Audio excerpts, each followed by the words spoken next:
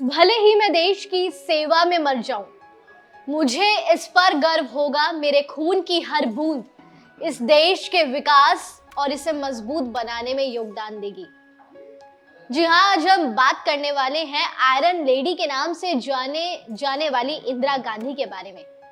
आपको बता दें कि इंदिरा गांधी के लिए आज का दिन यानी कि 19 जनवरी काफी अहम है।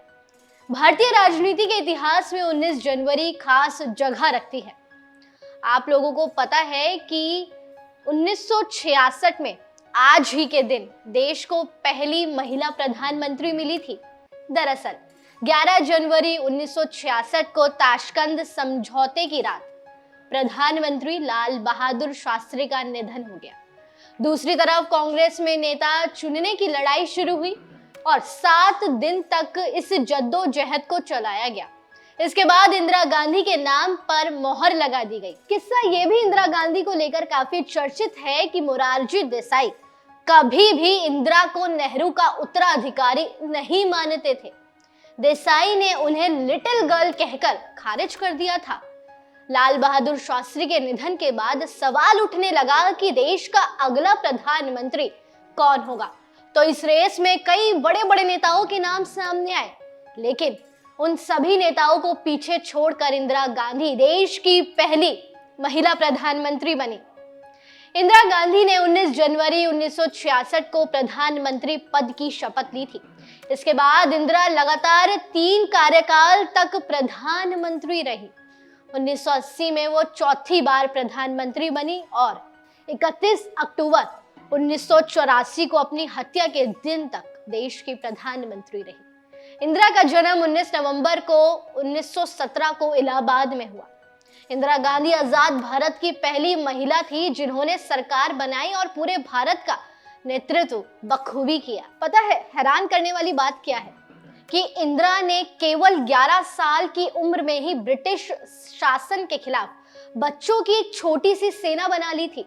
यानी कि इंदिरा गांधी 11 साल की उम्र से ही राजनीति में सक्रिय हो गई थी। 1938 में ऑफिशियली भारतीय राष्ट्रीय कांग्रेस में इंदिरा गांधी शामिल हुई थी और पिता के राजनीतिक कार्यों में हाथ बटाने लगी थी, जिस तरह हर लड़की या लड़का अपने पिता के काम में हाथ बटाता है। ऐसे ही आजादी के बाद से ही भारत पाकिस्तान के साथ संघर्ष जारी था। पाकिस्तान की कब्जा नीति के कारण बहुत से बंगाली शरणार्थी भारत आने लगे थे। पाकिस्तान को अमेरिका का समर्थन मिल रहा था, लेकिन इंदिरा किसी से नहीं डरी और उन्होंने पूर्वी पाकिस्तान पर हमले का आदेश देते हुए उस इलाके को आजाद कराया और बांग्लादेश के निर्माण में बड़ी भूमिका निभाई। बात इंदिरा गांधी की हो रही है और इसी बीच फिरोज गांधी की बात ना हो तो ऐसा नहीं हो सकता।